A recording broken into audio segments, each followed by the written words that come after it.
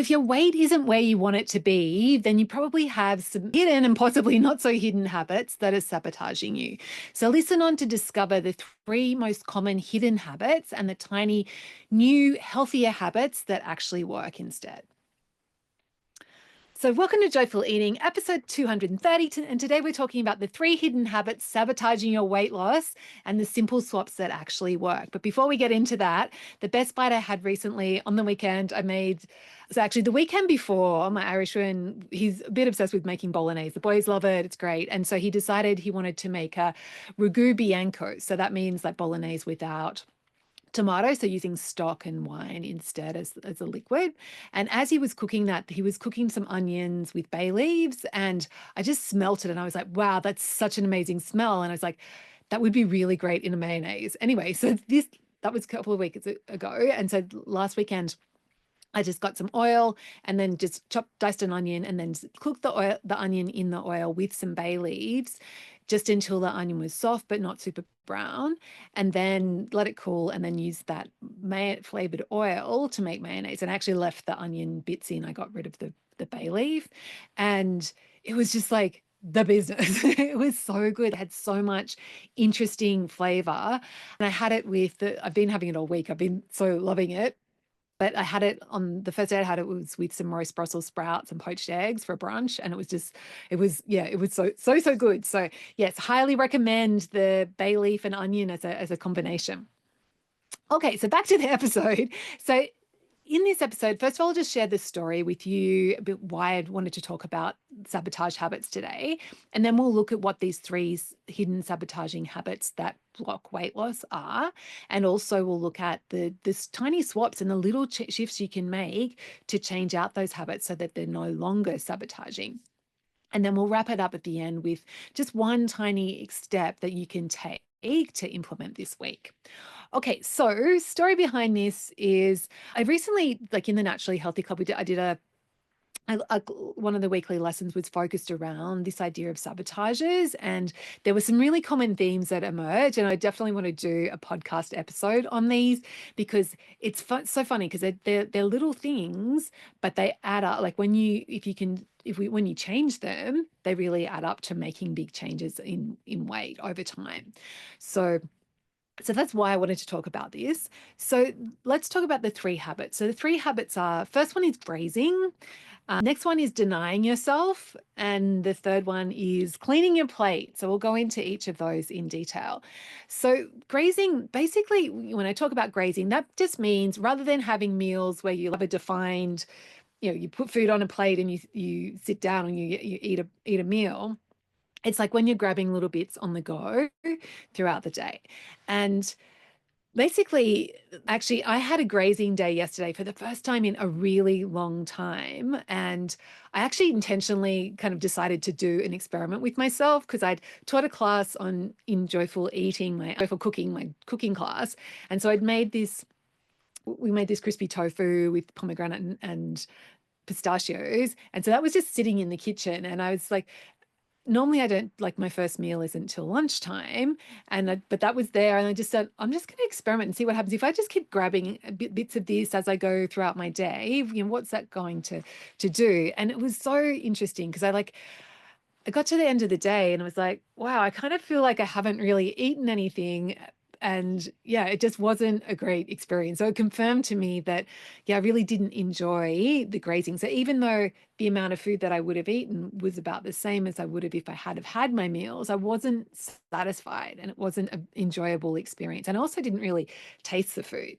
So let's talk about why is grazing a problem? So basically it's because you don't get that satisfied feeling. So when you sit down and you have a meal, you get to the end of the meal and you've got like, yep, I've eaten something, and you get that feeling of being satisfied.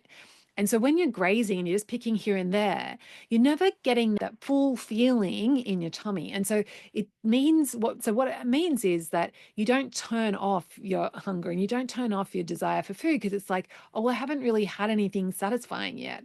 And so it's so easy to overindulge because you don't get that satisfied feeling. But also, you're not ever feeling like really full. So you don't get that sense that you've eaten a lot of food, but when you add up what you've eaten throughout the whole day, it actually can be quite a lot of food. And so, of course, that has a knock-on effect to weight loss, because then you're kind of feeling like, oh, hang on, I'm not really eating that much, but the actual amount of food that you're eating is more than your body needs, which means, of course, that weight either stays the same or it goes up. And so the simple swap that we can do to avoid this sabotage of grazing is just to serve yourself out food.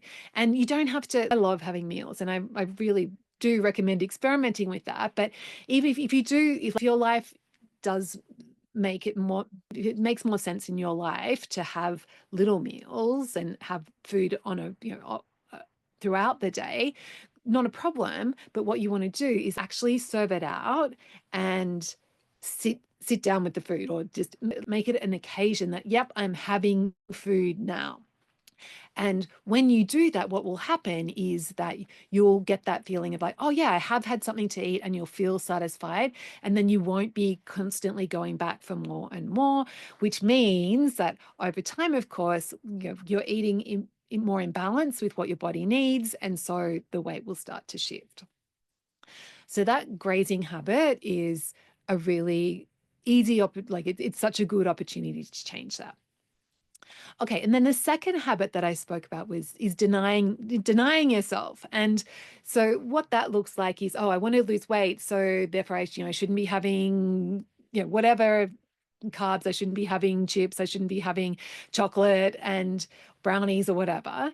And when you are denying ourselves, and also when we're denying ourselves, this is a problem because it actually increases the desire for those foods. So even though I shouldn't be having chips, I shouldn't be having chocolate, I shouldn't be having potatoes, then that actually increases what's called psychological hunger. So it actually increases your desire for those very things that you're telling yourself you shouldn't have.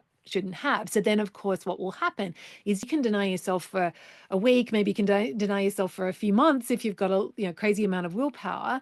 But then what happens is something will happen. You have a stressful day, or you'll be at an event and there'll be chocolate there, or whatever, and you have access to these foods, and then all of a sudden you're completely overdoing it with them, and it's being caused, so that you end up completely overeating, and it's coming from this like denial, this psychological aspect to hunger.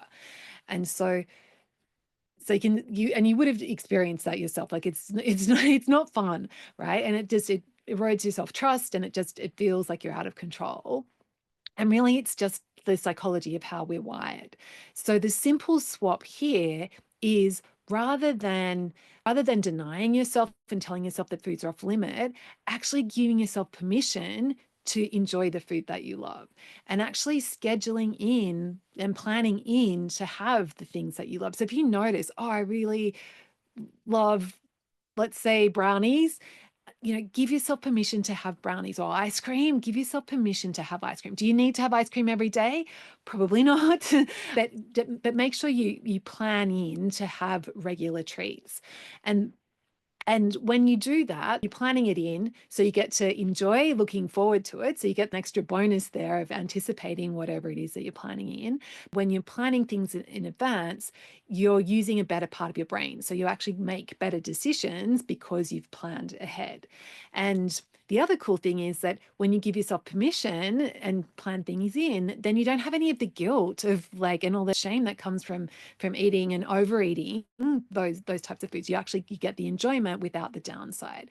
And in the long run, you'll end up eating less, which means that your weight heads in the right direction. So it is counterintuitive, but giving yourself permission to have the foods that you love and letting yourself feel satisfied is a super important part to this puzzle. And then the third habit is that blocks weight loss is just cleaning your plate all the time. And you were probably like me, raised to, a clean plate is a good plate, and you weren't allowed to leave the table until your plate was clean. And why this is a problem is because it teaches us to ignore our bodies. It's like our body doesn't get a say in how much we eat. It's like whoever put the food on the plate is determining how much we eat. And this is a problem because then we generally eating more than we end up eating more than our bodies need. And it becomes this habit. And so we just continue on that's, we just keep cleaning our plate. And over time, of course, that adds up. And so the simple swap here is to actually give yourself permission to break up with the clean plate club and actually leave bites behind. So like just actually check in with yourself and set that intention of, I don't have to finish my plate and leave. It might be one bite initially, it might be a couple of bites, but then what you'll notice is as you build that habit of checking in with your body and leaving food behind, is that over time, like there'll be some days where you really don't need even half of what's on your plate, and other days where you might actually need to go back for more. But the simple way to start this habit is to just set that intention to leave a couple of bites behind or leave some food behind. And if you, like, a lot of people, when I suggest this, they freak out about oh, but I don't want food. And there's no need to waste the food. So you can what I do is I usually have a jar or a container in the fridge. So I'll just put those extra bites into that container, and then I'll bring them out and add them to another meal. Or sometimes I'll just put my bowl, if it's lunchtime, I'll put my bowl in the fridge, and then at dinner time, I'll pull it out and I'm like, oh yeah, I get to eat this as well. And really fun actually having those random bites at different times. So that's they're the three major sabotages that habits that we can get into that block our weight loss. So I know that was a lot. What you to do now, as of an act to take forward from this episode, is just think of those three habits. So the grazing, denying yourself, and cleaning your plate. Which one do you think is the biggest sabotage for you? Like, which one do you think ends up causing the most overeating? And whichever one that is, just choose that one that you're going to experiment with, the one that feels like it's going to be the most impactful for you. And just experiment with that simple swap this week. So if you're a grazer, then just do an experiment of one day this week. Like, what if I serve out my food, if I serve out my snacks and sit down and eat them before, rather than having them on the go? Or if you've been denying yourself, just experiment. But what happens if I actually give myself permission to plan something enjoyable and have it like this week?